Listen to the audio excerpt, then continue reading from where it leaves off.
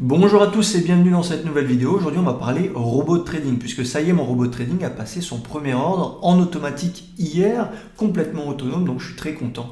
Et pour passer un ordre, il a fallu au préalable choisir une stratégie, des critères et des réglages bien précis et ça va être le sujet de cette vidéo. Effectivement, aujourd'hui, je vais vous expliquer comment j'ai choisi un réglage plus qu'un autre et en réalité, vous allez voir que c'est une seule stratégie avec trois variantes de réglages bien différents. Il y avait peut-être une vingtaine, une trentaine, on va le voir, de réglages différents et seuls quelques-uns proposent de la rentabilité et seuls quelques-uns étaient vraiment intéressants. Intéressants en termes de rentabilité, oui, mais pas que. En termes de taux de réussite, c'est très important pour scaler et travailler avec les intérêts composés, c'est-à-dire la gestion du risque. Quel montant on va mettre en jeu pour telle ou telle stratégie, ça dépendra aussi et beaucoup du taux de réussite. Et puis l'échantillon, est-ce qu'il y a un échantillon suffisamment large pour éliminer la variance? Bref, on va parler de ça aujourd'hui. C'est un sujet très important, comment choisir des réglages sur une stratégie qui est la même. Alors avant de commencer, vous laissez un petit pouce bleu, ça me fait toujours plaisir, vous bombardez les likes, bombardez les commentaires et vous n'oubliez pas de vous abonner puisque des vidéos sur du robot de trading ou sur mon trading manuel et discrétionnaire, eh bien j'en fais toutes les semaines. Donc pour ne rien rater, abonnez-vous. Également, vous avez en description un PDF qui explique le concept général que j'utilise dans toutes mes stratégies liées au robot de trading, un concept bien précis. Je l'ai mis en image et je vous l'ai expliqué dans un PDF, donc allez en description, c'est gratuit et ça vous permet de comprendre le concept que je vais utiliser derrière toutes mes stratégies liées à la vente à découvert sur mon algo de trading. Alors allons-y avec ce qui vous intéresse le plus, comment j'ai pu définir quels réglages sont les plus performants. Alors pour ça, déjà d'abord, il a fallu choisir un stop loss et un TP. Donc pour ça, j'ai utilisé les matrices 2D que je vous ai montré dans la précédente vidéo. Si vous ne l'avez pas vu, allez-y, c'est très important, qui m'ont indiqué que dans un coin de la matrice, systématiquement, sur les 5 années consécutives, il y avait un avantage statistique. Spoiler, c'est souvent avec un stop loss assez large, contrairement à ce que je fais en discrétionnaire en manuel où j'ai des stop loss très courts. Et donc, j'ai choisi cette combinaison qui est rentable sur les 5 années à peu près pour toutes les stratégies. Maintenant, il faut choisir les critères de prix, les critères de volume et regarder trois variables très importantes que sont l'espérance de gain, le taux de réussite et l'échantillon. Ce sont ces trois variables qui vont permettre de déterminer la profitabilité et la stabilité d'une stratégie. Si vous avez une stratégie rentable avec un bon taux de réussite, mais que l'échantillon est de 20, 30, 40 trades par an, c'est trop peu. Il faut essayer d'aller chercher plus d'échantillons. Okay, et puis, ce que j'ai fait, c'est qu'évidemment, vous avez chaque année, 2021, 2022, 2023, 2024, 2025, pour chaque variable. Ça va me permettre de mesurer la stabilité dans le temps. N'oubliez pas, et ça c'était vu dans la précédente vidéo, que tous ces résultats ont été faits avec quoi? Avec un malus de moins 5%. Donc tous ces résultats reflètent les résultats avec un malus de 5%. S'il n'y a pas ce malus, les résultats sont bien meilleurs. Mais pourquoi je mets un malus? Je vous l'ai expliqué dans la vidéo précédente. Parce que on est obligé de couvrir tout ce qui est frais, slippage et commissions en tout genre. Et quand on fait de la vente à découvert, parce que là je vous parle de vente à découvert sur les actions américaines, notamment sur les petites capitalisations, vous avez beaucoup de frais. Bien plus que si vous êtes acheteur de n'importe quelle société. C'est un trading qui coûte cher et c'est pour ça que je mets un malus aussi important. Si on faisait des achats sur n'importe quel actif d'ailleurs, on aurait beaucoup moins de malus, on aurait peut-être 1 ou 2% de malus maximum. Donc, vous avez les trois variables que je prends en compte. L'espérance de gain, EV. Donc EG, EV, peu importe, ça dépend si vous êtes anglais ou français. Si vous voulez, c'est le montant que vous pouvez espérer gagner sur chaque trade. Soit exprimé en dollars, soit exprimé en pourcentage. Et là, pour le coup, j'ai exprimé en pourcentage. Donc, quand vous avez 7,23 ici, ça veut dire que si vous mettez 1000 $ sur chaque trade d'exposition, pas de risque, d'exposition, vous pouvez espérer gagner 72,30 $, c'est-à-dire 7,2% sur chaque trade. Évidemment que chaque trade ne sera pas gagnant, mais c'est le cumul des gains et des pertes avec le taux de réussite qui vous permet d'avoir votre espérance de gain, ce que vous pouvez espérer sur chaque trade. Et si vous avez une espérance de gain de -5, par exemple ici, si vous placez et immobilisez 1000 $ à chaque fois sur chaque trade, eh bien, en théorie, vous perdez sur chaque trade 50 $. Donc la stratégie n'est pas profitable. Donc quoi qu'il arrive, il faut une espérance de gain positive pour pouvoir avoir une stratégie qui soit rentable. Et donc là, on voit qu'on a plein d'IV qui sont négatifs et plein d'IV qui sont positifs. Et tout ça, c'est toujours avec un malus de -5%. Donc, c'est une première variable pour comprendre et savoir si la stratégie est profitable. Et surtout, si les réglages sont profitables. Parce que ça, c'est exactement la même stratégie. C'est juste qu'on va moduler, par exemple, le prix. On va moduler les volumes. Il y a des éléments ici que j'ai cachés parce que ça reflèterait complètement la stratégie. Mais grosso modo, vous avez ici des variantes de prix. Et ici, vous avez des variantes de volume. Et voilà. Donc, et au sein même d'une même stratégie qui a les mêmes TP et mêmes stop loss, puisqu'on a choisi un TP et un stop loss bien définis, eh bien, la rentabilité peut varier drastiquement. Donc, par exemple, entre 0 et 1, ici, du coup, hein, vous avez une ligne profitable ici, tac, tac, tac, sur 5 ans, une ligne profitable sur 4 ans, et une ligne profitable sur 4 ans. Là, j'ai augmenté sur cette dernière ligne drastiquement les critères, ce qui fait qu'on a très peu d'échantillons. 5, 17, 23, 21, 17. Ici, hein, sur cette ligne. C'est pas suffisant. Elle a beau avoir de la profitabilité, et d'ailleurs, l'espérance de gain est importante, hein, 100, 17, 16. Ça vous montre qu'en fait, l'échantillon est trop faible, et que vous avez peut-être 100% de taux de réussite. D'ailleurs, on a 100% de taux de réussite, 76, 74, 76 et 58. Donc, pour moi, cette ligne, oui, elle est profitable, mais l'échantillon ici est trop faible. Donc, je passe mon chemin. Donc, cette ligne-là, compris entre 0 et 1, ne m'intéresse pas. Deuxième ligne, ici, 13,98, 8,90, 11, 3,18, 80% de taux de réussite, 71, 72, 71, 62, donc un taux de réussite vraiment intéressant.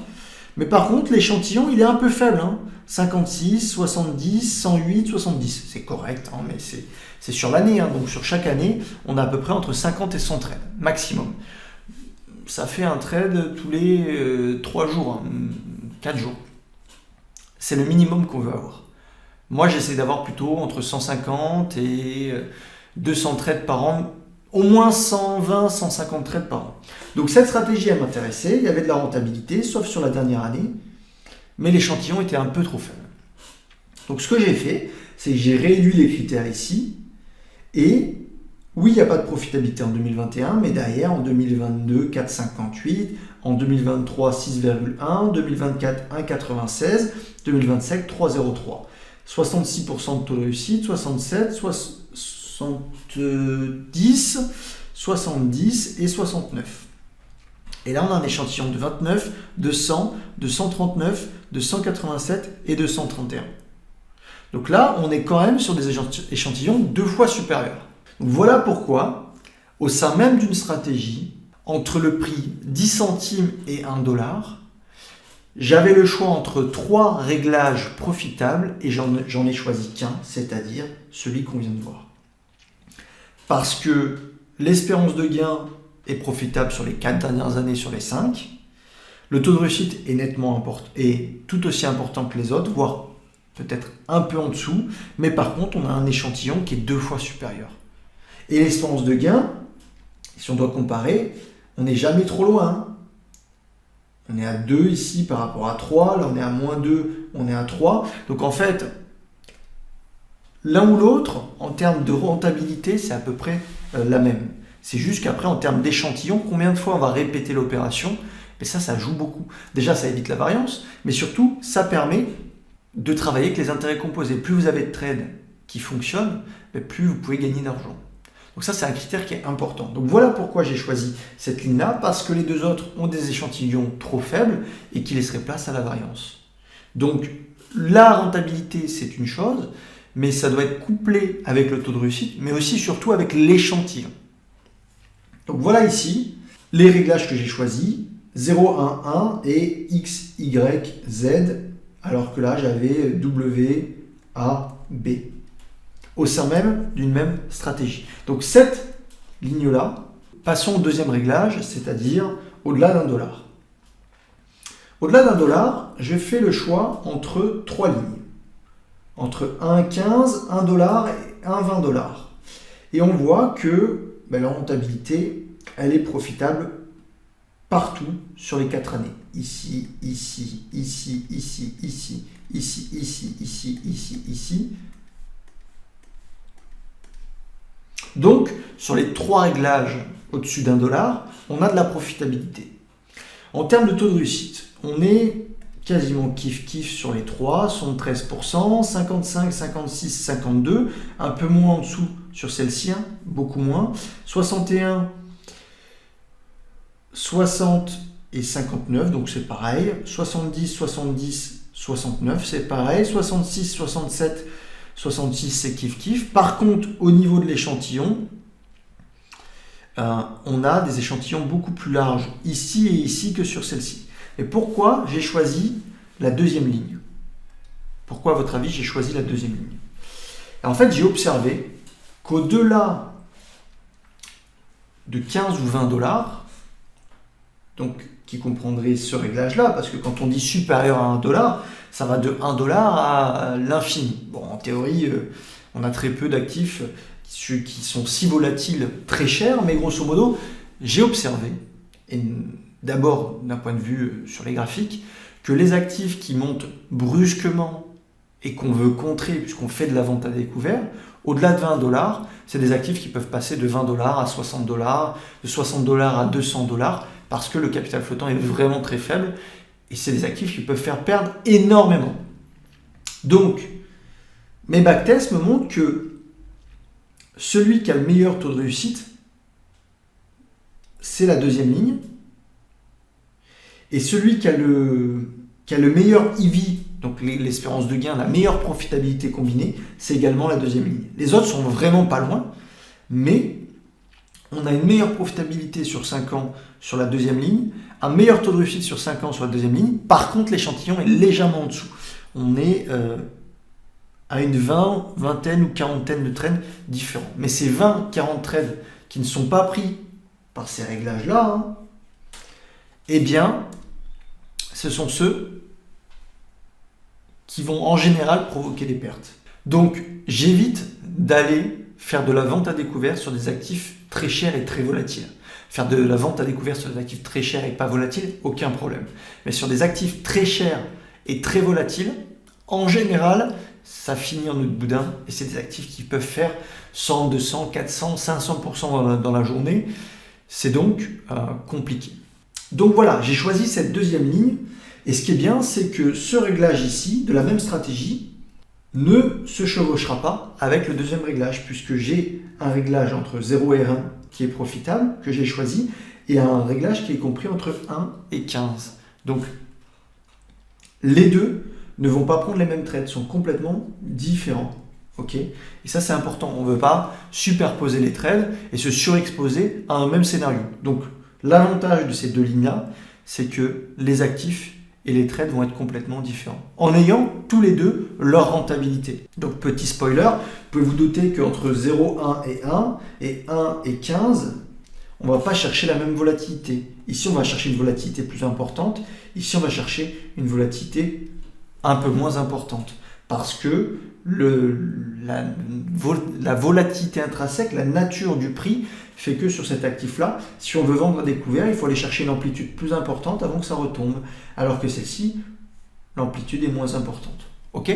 C'est des petits détails, mais qui sont importants parce que en fonction du prix de l'actif, les réglages sont différents et le comportement est légèrement différent.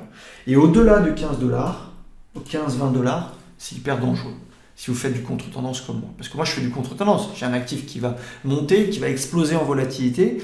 Je vais faire l'inverse, je vais le shorter avec un stop loss. Et s'il continue de monter sans s'arrêter, ce qui est le cas sur des actifs assez chers, eh bien, en plus, avec des trous de cotation, parce que des fois, ça peut être suspendu, on peut se faire ouvrir en deux. Donc, attention aux contre-tendances. Il faut comprendre certaines nuances, il faut comprendre des nuances de prix et aussi des nuances de capital flottant. Donc voilà deux réglages, deux stratégies qui sont ajoutées au robot et qui prennent des trades en automatique. Donc allons-y au troisième réglage. Ici, vous avez une volatilité importante. Ici, vous avez une volatilité correcte. Et ici, vous avez une toute petite volatilité. Pourquoi? Parce que là, l'échelle de prix, la fourchette de prix n'est pas la même. Donc ici, entre 0 et 1, je vais chercher des mouvements très volatiles que je vais vendre. Ici, je vais chercher entre 1 et 15 des mouvements volatiles que je vais vendre. Et entre 3 et 15 ou 3 et 20 ou supérieur à 3 $, je vais chercher des mouvements volatiles, mais un peu moins, que je vais vendre. Parce que la fourchette n'est pas la même. Même stratégie, des réglages différents. Et donc, pourquoi j'ai hésité entre 3,15 et 3,20 ? Vous allez voir, c'est toujours le même constat. Donc, ici, négatif, négatif, négatif. Donc, 2021, pour ce réglage, n'est pas bon. 2,06, 4,35, 2,79. Donc, déjà, il y en a un qui surperforme les deux autres. 2,56, 2,76, 2,77. Les deux sont kiff-kiff. Les trois sont kiff-kiff. Moins 0,7, 2,36, moins 1,1. Moins 1, pardon. Il y en a un qui surperforme. 7,87, 7,56, 6,4. Donc, voilà, à faire le choix, c'est cette ligne-là. En termes de rentabilité, il n'y a vraiment pas photo. Il y a 4 années sur 5 qui sont profitables, alors que sur les autres, il n'y en a que 3. Au niveau du taux de réussite, on est à 55, 50, 55. Donc, notre setup, notre combinaison qu'on a choisie légèrement en dessous. Par contre, l'année qui va suivre, 55, 60, 57, on est légèrement au-dessus. 58, 59, 50, 57, on est encore légèrement au-dessus. 65, 50, 68, 63, on est encore légèrement au-dessus. 75, 74, 71, on est deuxième. Donc la combinaison de l'EV et du win rate me fait choisir la deuxième ligne ici.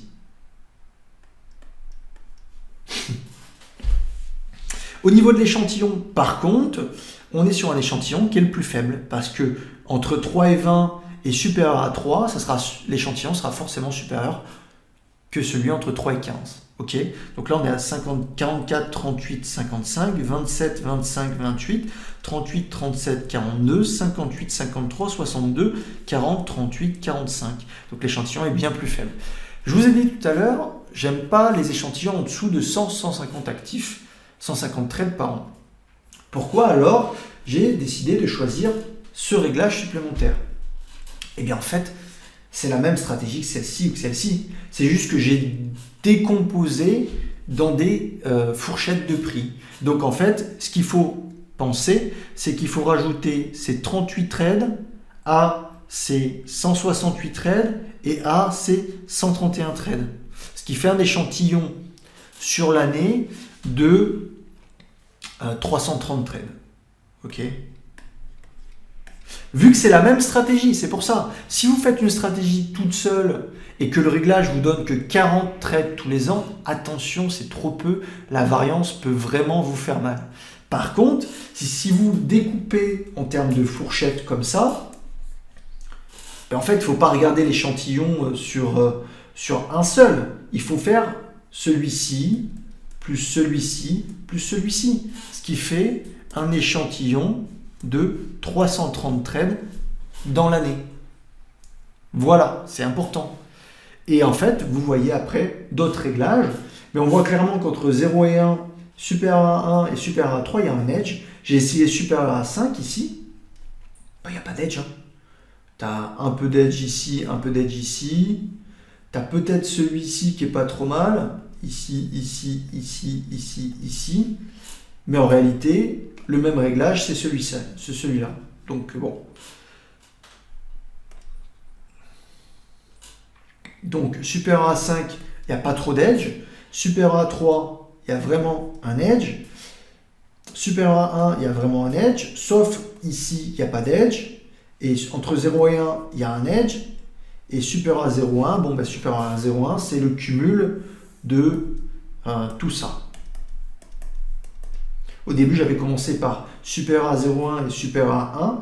Et en fait, j'ai découpé par fourchette de prix et j'ai trouvé des zones bien meilleures et bien plus rentables que j'additionne. Plutôt que tout prendre, j'additionne les parties qui sont les plus profitables. Voilà. Si vous avez apprécié ce genre de vidéo, laissez un gros pouce bleu. Évidemment que c'est une fraction de ce qui a été fait, mais c'est vraiment pour faire le choix au sein même d'une stratégie, comment on la découpe, comment on va chercher de la profitabilité en fonction des fourchettes de prix, des fourchettes de volume, et comment on peut voir la différence. Et on voit vraiment qu'il y a une différence de rentabilité en fonction des fourchettes de prix et en fonction de tous les réglages qui sont affichés ici. Donc là, il faut imaginer que vous avez un réglage 1 qui est le même ici, qui est le même ici, qui est le même ici, qui est le même ici. Et donc, je vais comparer toutes les lignes 1. Et après, vous avez la ligne 2, la ligne 2, la ligne 2, la ligne 2, la ligne 2, puis la ligne 3, la ligne 3, la ligne 3, la ligne 3, la ligne 3. Et donc, chaque ligne a le même réglage, c'est juste qu'on change après la fourchette de prix. Voilà. Donc, si ça vous a plu, laissez un gros pouce bleu. Je peux comprendre que c'est un peu flou parce que vous n'avez pas encore accès à toutes les informations. Mais voilà, j'essaye de faire de mon mieux pour vous montrer un peu ce que je fais, ce qui est possible de faire et quel est le process que j'utilise. Je ne prétends pas avoir le meilleur process du monde, mais c'est un process qui prend du temps et qui me donne les résultats que je veux. Donc je vous tiendrai au courant sur les résultats du robot de trading. En attendant, vous pouvez toujours aller en description, télécharger les concepts de base et les notions de base que j'utilise dans mes stratégies. C'est cette notion d'élastique, on va le voir. Et puis je vous dis à très bientôt pour une nouvelle vidéo. Salut!